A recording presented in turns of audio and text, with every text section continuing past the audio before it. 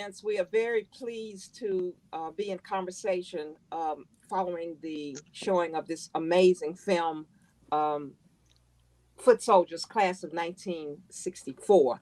I am Beverly Guy-Sheftall. I direct the Women's Research and Resource Center at Spelman College and teach women's studies. I also came to Spelman in 1962, 2 years before Georgianne 2 years after Georgianne Thomas came to Spelman and graduated in 1966. And I am very pleased to be in conversation with Georgianne Thomas and her daughter, Alvelyn Sanders-Swafford, about this amazing film. Before we get started, I'm going to ask Georgianne and Avalyn to just say a little bit about themselves to the audience before we engage in a conversation. So Georgianne, would you start? And I would particularly like you to talk about your background in your life before you came to Spelman in 1960 as a student, to give some context. And then I want Avalyn to talk a little bit about her life, and particularly her life as your daughter. Before we get started about the film. Okay. All right. Listen, first, it's an honor to be on the same screen with Dr. Beverly Guy-Sheftall. That's number one. So let me say this. I came out of Frayber High School in Gary, Indiana in 1960. And my mother had gone to Spelman. My father had gone to Morehouse. And I wanted to go to Indiana University or Purdue, somewhere up north to school, excuse me. And my mother said, no, you will be going to Spelman. And so the counselors at my high school didn't know how to spell Spelman. They always spelled it with two L's. Mm-hmm. Nobody understood why I was going south to school when I could be going to Indiana University in Northwestern and Michigan. And I was saying, no, I gotta go there. And I don't have a choice in the matter. But I sneaked and sent my SAT scores. I said, if I got to go south, I'm gonna go to Fisk. I'd heard of that school, and then I would go to Indiana, Ball State, and then I put Spelman. Well, it didn't matter because my mother wasn't paying but for one place, and that was Spelman. And my counselors didn't understand anything about why I was going there, and I didn't understand the concern they had because it was just I knew I was going away to college. Where I worked at a little place called the Dairy Queen, which is not Dairy Queen like you know, but it was a place where it was still ice cream, but the gentleman who owned it, they made the ice cream right there. It was just, one of those kind of neighborhood places. And I had worked there from age 16. And he said, listen, if your mother, if I need to help your mother, I can help your mother. You could go to Indiana University. Well, that didn't sit well with my mother. And it wasn't like, he actually thought I was going away to the South because we didn't have enough money for me to go to Indiana University. But that wasn't it at all. So I didn't understand any of why everybody was up in the air about it. All I knew was that I was going there because I had been knowing that ever since I was a little kid. There was nowhere else but Spelman. And so it was just getting on the train. But here's the thing, mothers and parents will insulate you. I look back on it now, Beverly, and my mother put me and my stepfather, they took me to Chicago, put me on the train, tied up my money in my bra, and told me don't talk to anybody. And they put me on the train car that you didn't have to get off. The white people got off in Nashville or wherever they had to transfer crossing the Mason-Dixon line. So in my mind, I'm happy. I'm on the train. I'm on my way to Spelman. I don't have any idea what is happening. I don't know that we're crossing a Mason-Dixon line that's going to impact me when I get to Atlanta. All I know is that I'm off going to school. We were insulated. My parents did. They made sure that we understood we were Americans. We went to the Columbus Day parade. We always had a flag up. My stepfather was in the military. We had a military kind of household. Everything was put your hand on your heart. Everything was all about America. And so, and then having a high school that was transitioning from white to black. My high school teachers were all white because I was on the college prep plan. And the college prep plan, when I look back on it, had all white teachers there. My counselors were all white, and my principal was white, all the way from middle um, elementary school to high school. We had white people live across the street, down the street, round the corner. I went to the library. I grew up thinking whatever. I went to Chicago. I went to the game. I went to the baseball game. So I just grew up thinking I was just a young girl. I was a young woman just growing up in America with my head in the sand because my family insulated me that way. After your daughter Alvelyn speaks, I want to share a few little things that connect me with your history that I have not publicly said before. So, Okay. Alvelyn. Well, I am delighted to be here. I am honored and so grateful for this invitation by Morehouse College, Dr. Krista Meyer Harris, and the Morehouse College Human Rights Film Festival to show our film, to screen our film. It's been a wonderful journey. We're almost 10 years into the first time this film was released in 2012. So to see and hear that it still has interest is really amazing, and very grateful, and just thank God that we're able to still share the story and talk about these amazing women. And I am fortunate to be the daughter of one of these amazing women. My mother has always been somewhat larger than life to me, and just able to just move mountains and make things happen. And when I listen to her story, then I can understand why. And I remember her. And reflect on her time as a foot soldier in the civil rights movement, as a student at Spelman, and all that Spelman pours into, but first all of her parents poured into her, and then all that Spelman pours into women, then you can see how she becomes the person that she becomes. And so as a child, I just remember my mother always being out front, being the leader, leading the way with whatever the cause of the day might be, speaking truth to power, being quite courageous. And my story with this film starts with being maybe 8 or 9 years old, um, noticing that she had a scar on her arm, and asking her where'd that scar come from. And she says, oh, a man burned me with it. He put a cigarette out on my arm when I was marching in the civil rights movement as a student. And I'm just aghast at that, and in comparison to what to the atrocities that Black bodies face in this country, that doesn't seem, as quite as certainly as tragic.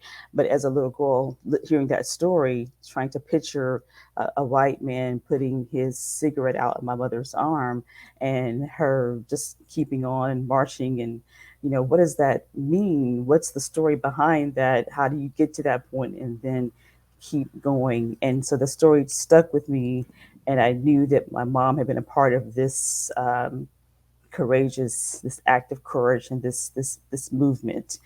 And so years later, I was able to tell the story.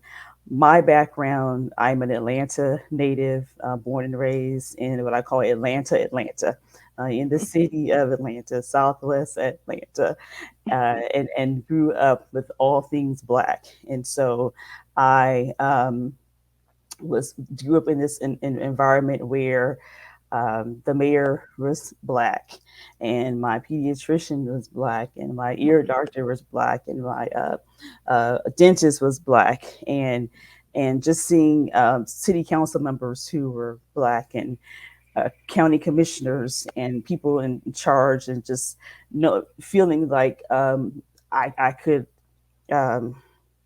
accomplish great things, and not having having a sense that Black folks could do anything less than what we were doing.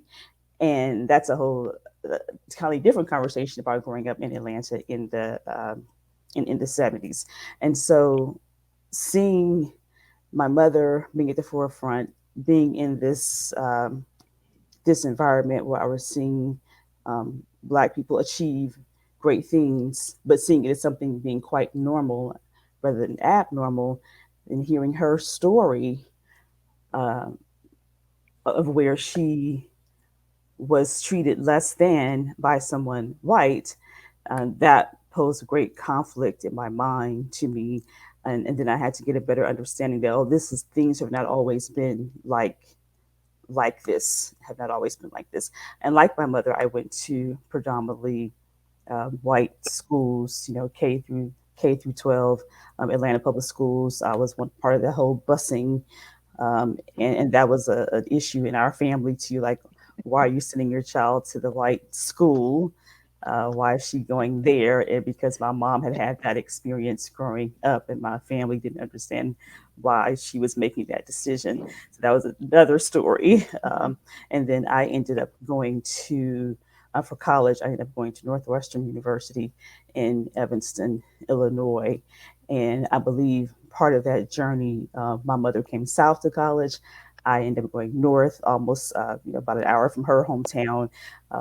Evanston's about an hour away from Gary, Indiana, and I grew up in my summers, spending my summers going to Gary. And I think part of that legacy too is because if you talk to many of the children, if you will, of the civil rights movement, our parents or that era, our parents were kind of working to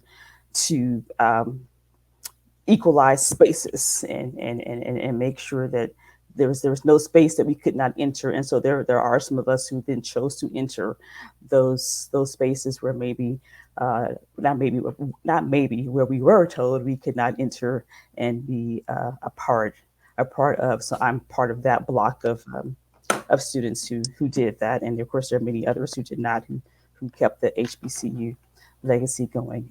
But I did teach at Spelman for a year. My grandmother forgave me. I did get a chance to teach at Spelman for a year as an adjunct professor. So that's my background. Okay, thank you so much. So I want to just very, very briefly, Georgianne, uh, Mhm. connect to you in terms of what it is that you shared. Like you, my mother, who had graduated from Lane College, said that Beverly, you were going to Spelman. Part of that was that I was only 15 when I graduated from high school. Wow. I Wow. turned 16 by the time I came, but I had chosen to go to Howard University, uh, or maybe Fisk, because I grew up in Memphis, Tennessee, and my mother said, Okay. "No, you're going to Spelman," because she Yes. imagined Spelman would be protective Mhm. for her little sheltered 15 or 16-year old. Uh, Mhm. it's very interesting because I grew up in the South and lived in a totally Black world, Black schools, Black preachers, Black everything. My mother decided, and I was totally embarrassed, to ride the train with me from Memphis to Atlanta. Because I think, and I'm thinking about you on that train by yourself, I think that my mother must have had some anxiety uh, Mhm. about me riding Yes. on the train from Memphis Mhm. to Atlanta, because she knew the South, and she knew what Atlanta was, and of course I was totally embarrassed.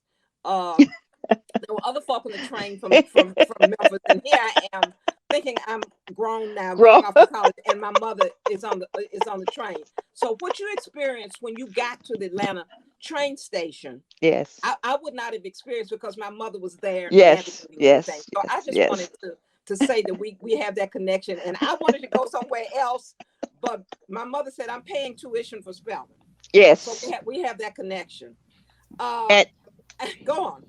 no, I was just gonna make a joke. That's why my daughter said what she said, because my mother and I, we just died when we found out that Avalyn did not even send in an application to Spelman. I Yeah, kept waiting for the letter and waiting for the letter, and there was no letter to come back from Spelman because there was no application to Spelman. So with my mother and I, we had to help each other up when she yes, said I'm going to Northwestern, yes. and we said okay. So that's how both of us got to Spelman. So Georgianne and Avalyn, I would like for you to describe or tell us the why it is that you decided to make this film, Foot Soldiers, Class of 1964, which of course focuses on the Atlanta student movement. What motivated you to do that film, and describe some of the process of doing that film? Did you have filmmaking experience already? What what made you do this? Let me start because the filmmaker is Avalyn. But let me just say how this came about for me. My brother had purchased the book. Oh Lord, I went blank. I'm having a senior moment. The book of Spelman. Undaunted by the fight. Yes, The Undaunted by the how Flight. the a book by Harry Lefevre, Yes, the, yes, the yes. the sociology professor. Yes. And my brother was so happy he had gone to Morehouse. So he was so happy to have purchased this book. He bought two, sent me a copy. I was just so happy to get the book. And I was reading through the book and I kept reading and looking for us and some names. And I never saw my people. I did see if there's a woman that does not get enough conversation about her. That's Betty Stevens Walker, the Yes. attorney. Oh man, she Right. was fabulous. But she was in the book. I said, well, at least one classmate. But I Yeah. didn't see anybody else in there. And I'm Yes. thinking, but we did something. Dolores went to jail. This one went to jail. There was no discussion Yep. about those. So I said, you know what? Since you went to Northwestern, and since you radio, film, and TV, and since you didn't go to Spelman, Mm-hmm. and we have forgiven you, but here's one more thing. Just like the mafia, we got one more thing for you to do. I Mm-hmm. need you to help do a movie. And my Mm-hmm. daughter was like, what? I said, we're going to have our 45th class reunion, I think it was. I said, Mm-hmm. and I just think we ought to go and ask some of them are just about it. And so you could go from there, daughter. Uh, yes. Great story. Yes. So thank God for redemption. I had a moment to redeem myself, a moment to redeem myself.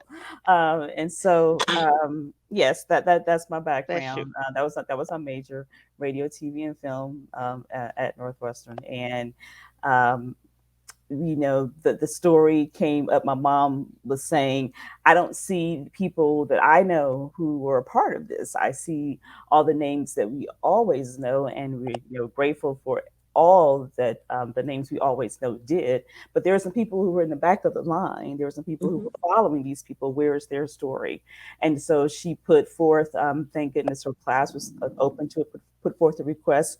Do you have a story you want to share about your involvement in the civil rights movement? I'm gonna, try to get this documentary done. And those who want to share, will you come in and share your story? And so that's how we got those first interviews at that reunion, since they were Mm-hmm. all the alumni were all in town on Spelman's campus, and those who wanted to share their stories started sharing their stories. And it became a 3-year project of stops and starts, really stops and starts, or starts and stops. Of we're gonna collect these interviews, and then we had a pause there because we started off working with Emory University, and it was a collaboration of the Atlantic Consortium of Colleges and Universities, a collective of professors that were coming together to try to bridge the gap between universities in the metro area. And that was back in 2009. And so say, oh, we'll all work together on this project, is how it was going to start. And then as the project developed, it started moving away from being about what Black women were doing in the civil rights movement to what all women were doing in the civil rights movement. And so that is a story. Yes, it is a story, but that's not the story that we started off telling. We started off telling the story of women in the Atlanta University Center, Black women who were part of the Atlanta student movement. We didn't. The original goal was not to tell all stories; it was to tell a specific story. So there was Mm-hmm. a break there, BREAK and a BRAKE. was a break, and there was a break. It just stopped. It just I stopped. just took my marbles. Yeah, it just stopped, and it was a reckoning that we did not anticipate having to come to the table, but it came. So you would notice in the credits that we still give Emory credit, the Atlantic Consortium of Colleges and Universities credit for their participation in it and for being that initial step to get those first interviews recorded. I was producing it and directing it. They were coming on to help with the production part of it. So it stopped. And we just said, well, is it going to stop here? And my mother and I said no. And she just said, famous last words, Alvelyn, if you just do this one thing, I will never ask you to do anything else. Just do this one thing for your mother. Just, I told you larger than life. Just do this one thing for your mother. I will never ask you to do anything else. I don't care if one person sees it. Just get it done. Put it on the shelf. We got to get this story done. It's like, okay. So then it became shifted gears into guerrilla filmmaking. Like, who's got equipment that I can use? Who's got who's got equipment I can use? Who can help me shoot this? Where can we do the interviews? Who's got space? It became that total, like I said, guerrilla filmmaking, making it happen. And so that's what we did for the next 2 years, was made it happen with, the Lord being our helper. Great prayer, great faith, great perseverance. And then there were wonderful 2 great turning points came. One was some kind of way, Mom, I can't remember. We had gotten a trailer cut or a rough cut trailer or something cut.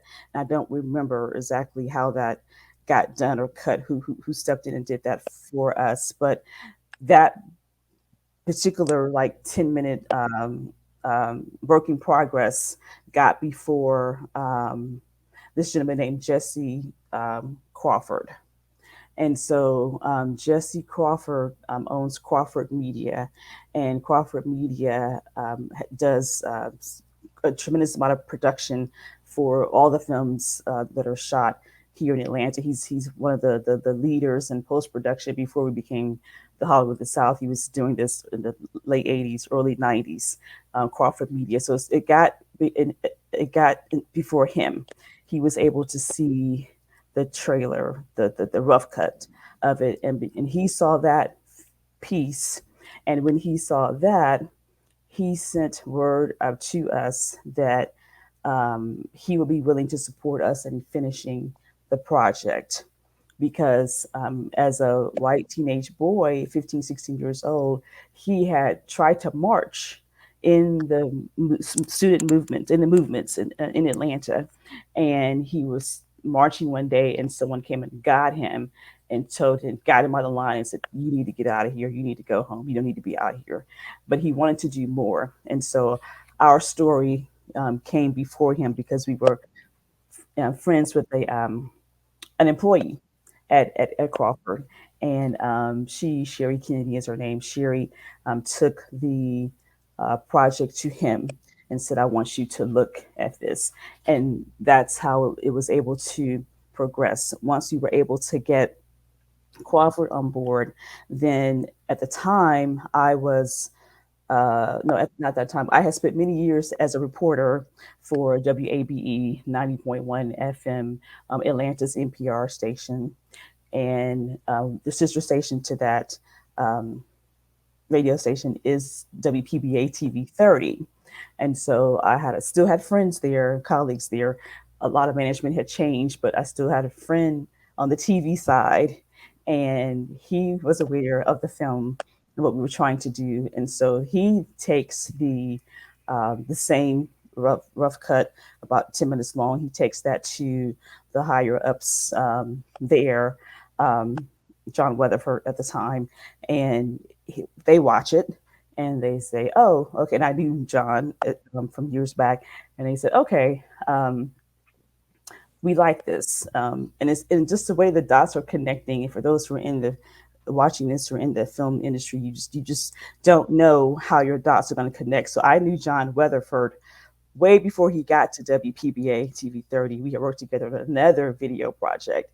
And then years later, he escalates and becomes the head of WPBA TV 30 for production, original programming, whatever the title was at the time. And then my friend Wayne Sharp, we had produced a documentary together. And he escalates and becomes in great position at WPBA TV 30. And so all these relationships are building on one another. And then it gets to the point where he shows the film and they say, oh, we like it. So those were two great turning points there. Their contention was, you get us a very good, this is good, 10 minutes is good, get me a full, project, get me a full film, and we'll look at that. And then we'll say, whether we want to, broadcast it. And so that's when all of the tears and the pain and the blood and sweat came after that, because then now I had to, produce and get it done. Let me add too that Alexis Scott Reeves was at the newspaper, and she did an article on the forthcoming of the film. So it really looked like we had this thing on lockdown. We had the paper, and then we had the 10 minutes, and only God and God alone, and Avalyn and I could get you what you have today, and crystal burgers. Right. Was that what we ate all the time? Crystal burgers. Okay. Yes. Because we had to use our own money. And so you asked me, Beverly, about going with my mother. This is my mom's. This is what she brings to this world in terms of you take this and you take that and you put it together and you make it work. You take that leap. You have that courage. You say you're going to do it, and it comes to life. There's no fear that's there. So the 10-minute tape that we 10-minute preview, I'll call it the preview that we did, got the article in the Atlanta Daily World. And so the Atlanta Daily World then became, hey, the saying goes, if it's in print, it's true. The article in Atlanta Daily World got us to gave that to Sherry, and then Sherry takes that to Jesse with the 10 minutes, and then over on the PBA side, I've got credibility there because I was there for 12 years reporting on the radio side, so they know that I have that legitimacy in terms of background and quality of work. And so then Wayne, our friend Wayne Sharp, takes that to the TV side and says, hey, so both of these are working, together to make everything come to life. I knew that I could not, I think I was praying, I said, Lord, I got everything shot, but I can't get it edited. I can't get it posted. I don't have any idea how I'm going to make that happen. And that's when we got the call that Jesse Crawford was interested, and so Tom Roche came on board to edit. He had a background of editing at Crawford. He was one of their editors, and he did this as an independent project, pretty much for us to make it happen. Don't leave out the musician and the young Jesse Hill's grandson. Yes, Mark. Absolutely. I didn't want to talk for too long, but yes, I'll okay. add. Yeah. Yes. Mark Kendo shot it for us. Now, Mark is known now for doing these great satirical comedy routines. Now you can Google Mark Kendo. Does improv and does everything now. But Mark Kendo, longtime family friend of the Hill Kendo family, another Atlanta native, and ended up going to Northwestern as well, Northwestern graduate. Mark Kendo shot it, and then Andrew Taylor also helped us shoot it, and then Tom was one of the editors on it, and Mark Fletcher was the other camera operator. I think I got those three names correct on the film. So there are people basically giving and sharing of their times they believed in the story. So I wish we had more time to talk about the process, but because the time is limited, I want to say a little bit about what struck me the most about the film. Okay. And if we were able to have Q&A with the audience, I would love to hear them. So there's three things I really want to mention. First of all, I was very happy that you all interviewed both John Lewis and Andy Young. And one of the things that sticks with me is how Andy Young really credited women, Black women, Yes. credited Black women for being the major drivers of the civil rights movement. Mm-hmm. He did you notice that he did not privilege the men? He didn't even privilege Martin Luther King. He talked about Rosa Parks, and he talked about Boynton, and of course the women that you all focus on, the class of 1964, and not just the names of persons that we know like Herschel. But I was very struck by Andy's unapologetic, unequivocal shouting out and underscoring the role of women. And we know that women, we have been left out of narratives, histories of the movement. So I was very much struck by that. And I'm also very happy that you mentioned the book that did not mention the class of 1964 and the foot soldier. So that was really, really important. The second thing that I noticed was, despite the fact that all of these years have passed, the women that you all interviewed were still emotional. Yes. I mean, it was as if those situations happened. Yes. And Georgianne, the moment, this is to me one of the most powerful moments in the film, when you talk about that sign, the colored waiting room sign. And when you talked about that, and when I looked at your face and saw your tears, it was as if that had happened last week. So the film captures the emotional, the lingering emotional aspect of what it meant to be young girls, really, 16, 17, and 18, first year students in college. And still, despite all of these years as adults, the emotional part of that lingers.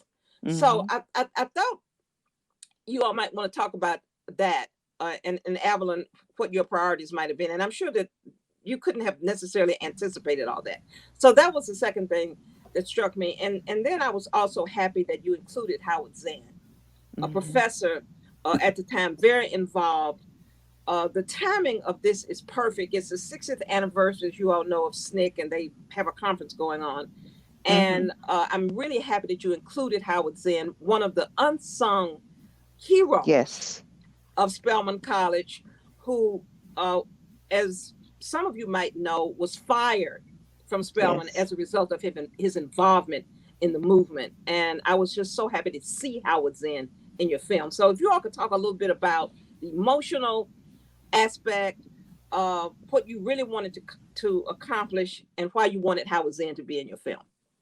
Let me start with the emotional aspect of seeing Howard Zinn at Alice Walker's giving of her papers to Emory. So let me take you back. Alice Walker lived next door to me in the French dorm that I started that nobody talks about, that I wrote the letter to get the French dorm that I eventually got put out. That's a whole nother story.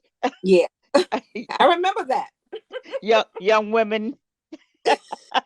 I'm gonna tell on myself, but anyway, I got put out of the dorm that I started, that nobody ever said Georgianne started. Okay, let's go like that.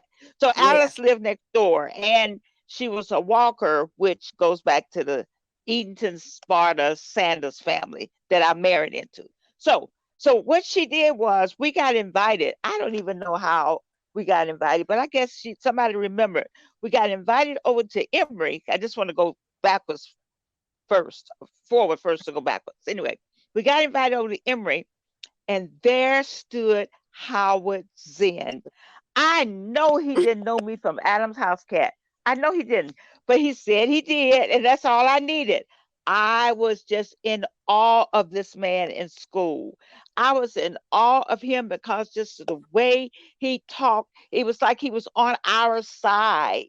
And then let me just say, but I did have to flunk out of his class. I got out of his class before I flunked out. And the reason why I had to get out, because I wanted to take Mandarin Chinese, but I was already taking French and Spanish. And the French and Spanish people knew that I was taking French and Spanish. So I would write in French and Spanish in the classes, but they would be okay with it because they knew that I was taking both languages at the same time. But the Mandarin Chinese was not working. And so Mhm. I had to drop out of Dr. Zinn's class. So I will tell you that. But his history class, I hate Yeah. history. But with him, you Mhm. loved it. Yeah. I still have that book because that book was like a Bible. It just told us everything we needed to know. So when I get over to Emory, I'm dragging Avalyn like Avalyn. Like Dr. Zinn, you must meet my daughter. Hey, I'm sure he's figuring, trying to, I mean, before he passed away, like, what is this woman talking about? But Mhm. he was bigger than life. Yes. He was bigger than life. So let's talk about that emotional part. Which, so I'm sorry, here's my daughter, and he was like, "Hello," and we got to take pictures. So we took pictures and everything. I love this man. Okay, so let's Mhm. back up on the emotional part. What I'm sure God was telling me when Mhm. I asked to come on this earth was that you have to do this because do you know, Beverly, Mhm. that the classmates had not talked about those stories Mhm. until Avalyn asked the question. Mm. I had not talked about that colored sign until Mm. she had me over to Miss Mary's house out in the Mm. West End filming. I had not talked about seeing the Ku Klux Klan. I went until I was sitting in that chair and Mm. Sharpton was up there and Avalyn was there, and I was trying to figure out what I was going to say because, Mm. and if she had not asked me about the Oh. mark on my arm, I never would have discussed it because we were the group that just did what we were supposed to Mhm. do based Mhm. on Herschel Sullivan Challenor. Because that woman could have you. I mean, she had us out there. We. If Herschel had said walk on one foot and hop on the other, we would have done Mhm. it. You Mhm. see, and so the emotional part was because we cared around the story, but we Mhm. did it because there was not a story for us. It was what you were supposed to do. You were supposed to get out there and do something for your people. It was in our head. Five of us came from the north. Five of Mhm. us. And the five that came from the north, we all marched for sure. And the rest of the people that they we were just together on it. And there was nothing else to do but that. My mother was furious. My mother said, I did not know that Dr. King was over there. I thought he was still in Alabama. You see? And so I'm like, well, yes. And let me just tell you what really was heartbreaking to me. My mother threw out my letters where I documented all that was going on. She threw them Oh. out before we realized that no, you don't throw stuff away like that. Right. Because this memory, I'm thinking I'm going to know and remember everything, which I cannot. It's Right. just like when we talk about stuff, I kind of remember, but I just, it's just trying to remember what happened was, so to speak. But my point is that it was so emotional Mhm. when Dolores talks about that was my roommate going to jail, Mhm.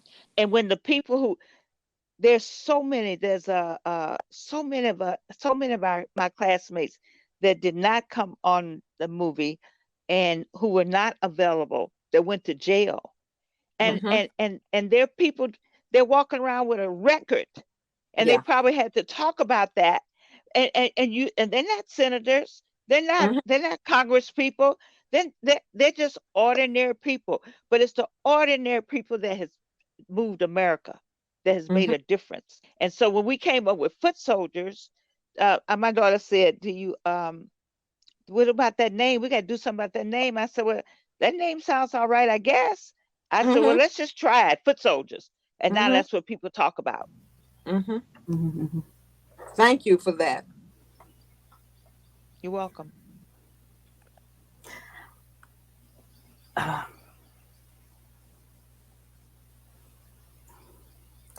Go. I Mhm. remember just being in the room interviewing the women for this film, and um,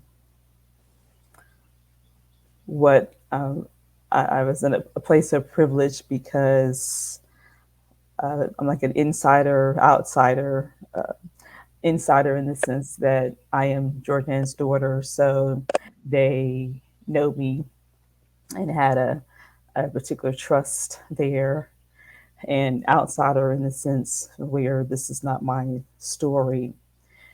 And so having the privilege of being the insider Mm.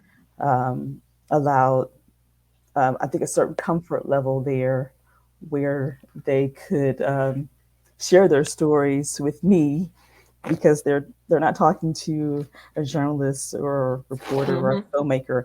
They're talking to Georgianne's daughter, who they knew me before I was born. So they're Mm-hmm. able to share their stories, and it just reminds me of one of the causes that we raised when we first started doing this film was who was going to be doing the interviews, and there was some discussion on who would ask the questions, and we were trying to explain, and again, this we were going back to 2009 when this journey started. So the world is so much more enlightened now in 2021, but in Mm-hmm. 2009 it was challenging argument to explain these black women need to talk to somebody black to share this story, that while our colleague is certainly capable and will have a heart for the story, we're trying to give these women a chance to unearth something, to revisit, to relive, and they may not tell it in the same way, um, looking at a face that may remind them of trauma they experienced. Mm-hmm. And so they need to share that story with someone that maybe looks like them. And that was a challenge to communicate when we first started this process, and so it got across a little bit, but we did end up having a black woman do those first interviews, and but that was a battle. That was a battle. And so then when it became us doing this project together, but my mother and I, and we certainly couldn't have gotten here without that. So we are thankful that we had that journey. We're thankful that that part of the journey happened to get us going. But as we kept going, we knew we had to be very careful and clear about who these women were talking to if they talked to me and told me their story. And I think that helped a great deal with the emotion and the comfort level and sharing, because I'm just talking to Alvelyn. And so we Mm-hmm. got their emotions there.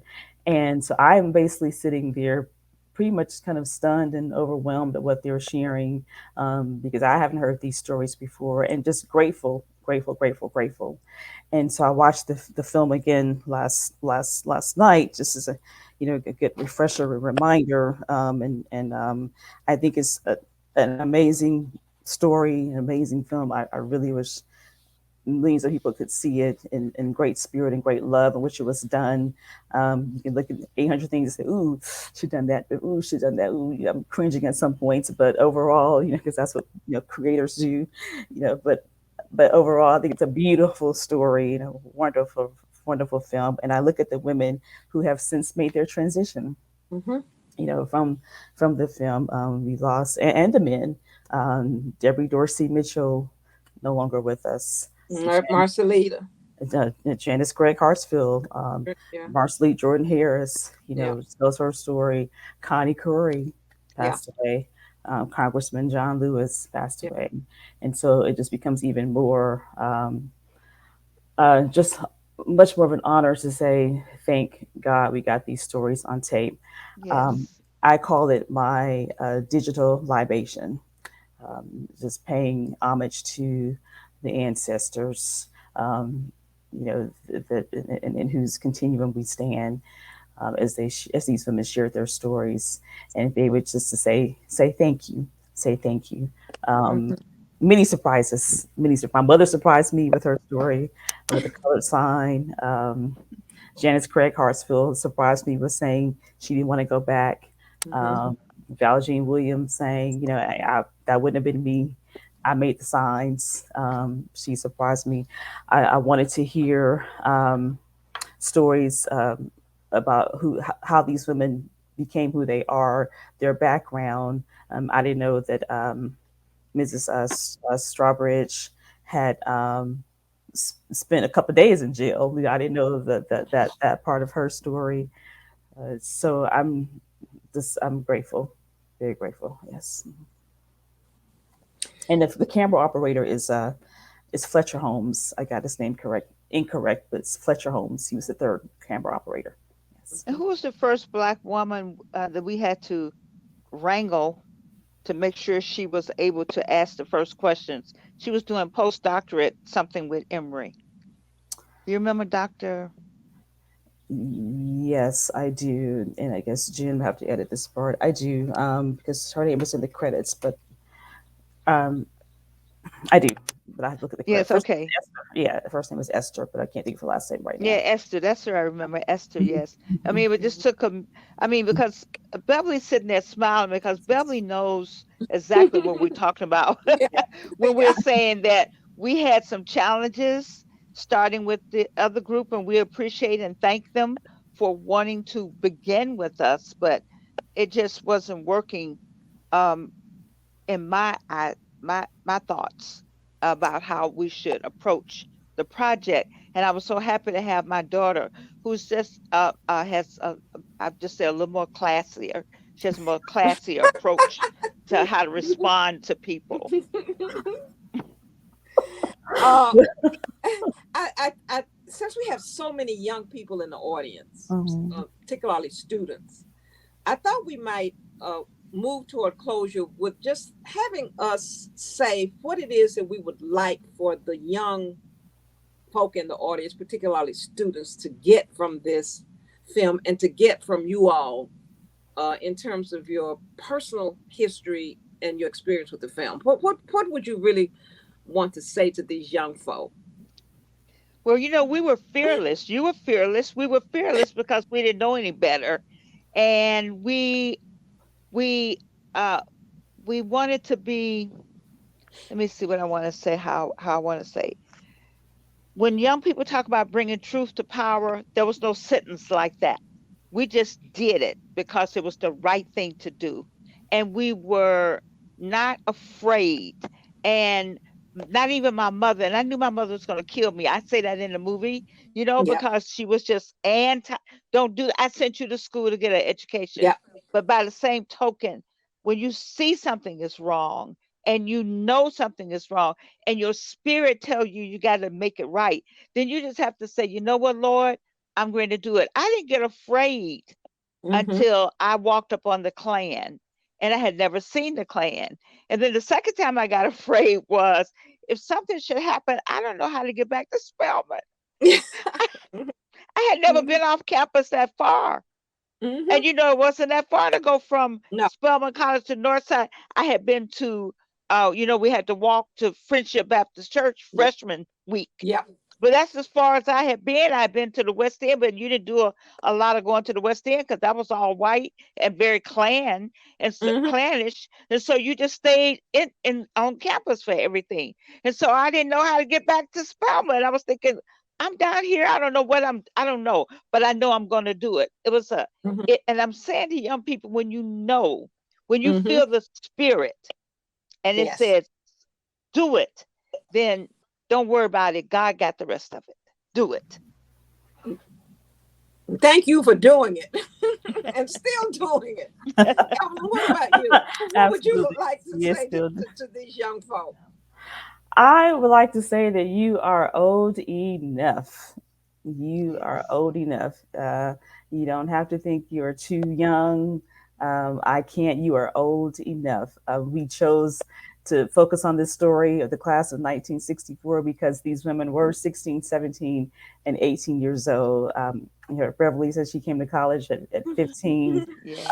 If there's someone saying, to you, well, I don't know, wait your turn, get in line. No, you're at the front of the line. You're old enough to make to make change in the world, to change the world, to do what the Spirit says do, to follow, what thus said, God on your heart to do.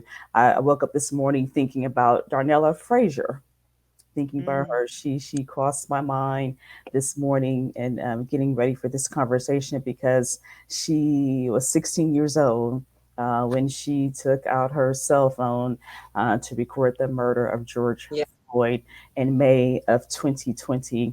And I just thought, Yeah. yeah, see, yeah, you can be 16 and Mm-hmm. and do some things. You can be 16 and totally change the course of history, as these women did.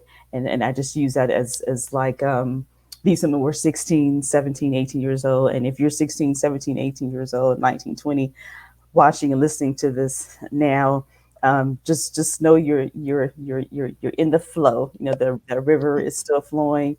There is a river. You're in that Mm-hmm. river. It's still flowing. You're in it. Just keep going. Do not stop. But I think also recognize that you're in the river, and so the current that's gone up ahead, these women that you're learning about now, you can learn from them, pull from things that work from them, on what they did, but know that you are not alone, and that you're following a great history and a great path. Ecclesiastes tells us there's no new thing under the sun, and so what you're doing is keeping the legacy going, the legacy of resistance, the legacy of change, legacy of justice, and certainly the legacy of walking into a place, and claiming that space through the power of your humanity. Thank you so much. And I just want to say that we owe a tremendous amount of gratitude. Um, it's hard to imagine what the world would be like right now if the foot soldiers of the class of 1964 Mm-hmm. and the women and men who came before them, and Mm-hmm. all of those students at Morehouse and Spelman and Clark Atlanta and Morris Brown Mm-hmm. Yes. in those early 60s had not um, decided that we have to do this, as you said, Georgia, we have to do this. And so I want to just say to the young people in the audience, remember your history, remember these women and men, remember these students, remember those professors who ended up with a tremendous sacrifice. Some of them didn't make it. Some of those folk didn't make it. And so I just want to end by saying thank you, Georgianne. Thank you, foot soldiers of 1964. And thank you, Avalyn, for being the filmmaker and also for being obedient and doing what your mother asked you to do. Thank you. And Yes, thank you, Morehouse. And thank you, Clarissa, for thank you. providing an opportunity for us to have some conversation, some reflection after seeing this amazing film. Yeah, and thank you, Beverly, for being who you are. I've admired you for many years and have great respect for you. And just to be in the same space with you, I thank you for leading the way, and for all the work you're doing at Spelman, and just knowing that we see you on the scene, that we're in the right place. There's somebody who's speaking up, there's somebody who's telling like it is, there's somebody who is really making a way and empowering women, and letting us know that yes, we have the power, and to keep it going strong. And so I I, thank you. I I like that Thank you, Avalyn. empowering women. I like that Beverly has, to me, Yes. she's kept everything going for us. Uh-huh. I think that I want to make sure that I say something about the Atlanta Student Movement members, because Yeah. if it had not been for them, they were like older. See, they were 18, Yes. 19, and 20. So they were old to us. And but they were Yes. so smart. They were 19. I mean, who's That's 19, right. you see? My roommate was 16. So, my other roommate was 16. So 19 was very old. But I admire the work that was done by Dr. Roslyn Pope Yes. and about Carolyn Long Banks over at Clark College at the time, and then up Right. at Morris Brown. There's some names I'll start calling names out. I won't have it. Then Lonnie King himself Yeah. and Charles Black over at Morehouse. And so here's what I want to make sure that the students who are listening, did you hear how many schools I called, the Yes. names? Because there was no Spelman and Morehouse and Clark College and Morris Brown. It was the Atlanta University Center, Versus. and we worked Yes. together. You see, Yes. we went. Oh, I mean, I played bid with over at Clark College. I mean, we just did. We were friends with students in the Atlanta University Center, and we came Yes. together. We could not have done this. It wasn't just Spelman women. It was Right. Morehouse men. It was Atlanta University. Don't forget them. Right. And then there was Clark College, Morris Brown College, and ITC. You see. All of us marched on October the 19th, 1960. We defied our schools. Our presidents told us we couldn't do it, but we walked Right. out anyway. We defied our parents. We had students whose parents were going Hmm. to lose their jobs as Hmm. maids, as teachers, as principals if they marched, and they still demonstrated. I knew my folks weren't going to lose anything. My mother owned her own business. But the point is, I'm saying, look how many sacrifices were made. About October the 19th, 1960, I applaud the Atlanta student movement organizers for letting the foot soldiers join up with you so that we can be here today with the Beverly Guy Shaftall, the Clarissa Myrick Harris, and Morehouse and Spelman. And because my daughter and I are graduates of Clark Atlanta University in terms of our graduate degrees, Me too. and then we're Spelman, and then we're Northwestern, and then my dad went to Morehouse. I mean, we're Big Bethel AME, which is Morris Brown. I mean, we're that. Yes. This is the AUC right here on this Yes. screen. Yes. Amen, somebody. Right. Amen. And a woman too. Thank you so much. And we're going to Thank turn you. it back over to our leader, Professor Clarissa Myrick Harris.